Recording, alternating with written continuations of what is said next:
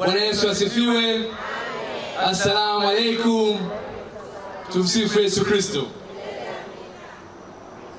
Awali ya yote nichukue nafasi hii kumshukuru Mungu sana kuweza kuona siku hii ya leo ikitimia.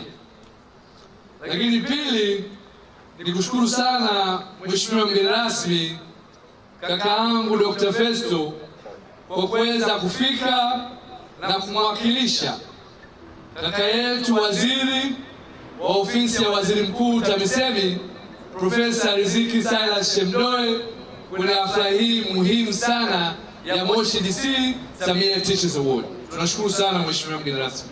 Tunayo heshima kupata nafasi hiyo, lakini na mimi ninayo heshima kubwa kusimama mbele yenu siku hii ya leo kwa niaba ya waziri wetu Mheshimiwa Profesa Shemdoe kumwakilisha katika hafla ya kihistoria, hafla ya kwanza ya kutambua juhudi na mchango mzuri wa walimu katika sekta ya elimu katika halmashauri ya Moshi. Hongereni sana.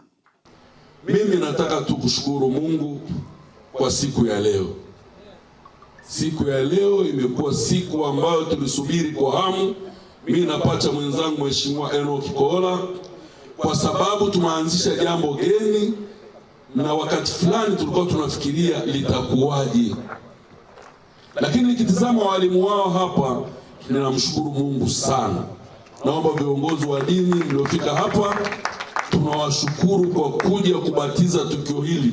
Tunajua sala zenu zitafanya tukio hili lidumu milele na milele. Tunajua ubunge una muda, lakini wabunge watakaokuja tutaomba waendeleze jambo hili kutokana na msingi ambao umewekwa. Wakati tulikuwa tunazunguka kwenye kampeni, tulisema kila kundi tutalifikia.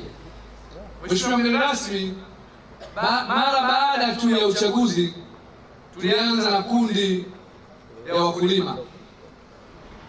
Tukawaletea miche ya kutosha ya kahawa, tukaleta miche ya parachichi, tukatoka huko tukaenda kwenye kundi la wafugaji. Tukaleta mafunzo ya ufugaji wa kuku, ng'ombe maziwa pamoja na samaki. Mheshimiwa mgeni rasmi, tukatoka huko tukaingia kwenye wizara yako, tukaenda kwenye barabara. Wiki mbili zilizopita mimi na pacha wangu na tumekubaliana kwamba tumevunja ukuta. Moshi vijijini vunjwa ni kitu kimoja. Tulikuja hapa tukashusha chuma, mitambo ya barabara. Chuma oye! Tumeshuhudia kwenye taarifa mbalimbali za habari wakikabidhi mitambo ya kulima barabara ambayo wameinunua kwa fedha zao za mfukoni kwa mapenzi ya wananchi wa wilaya ya Moshi.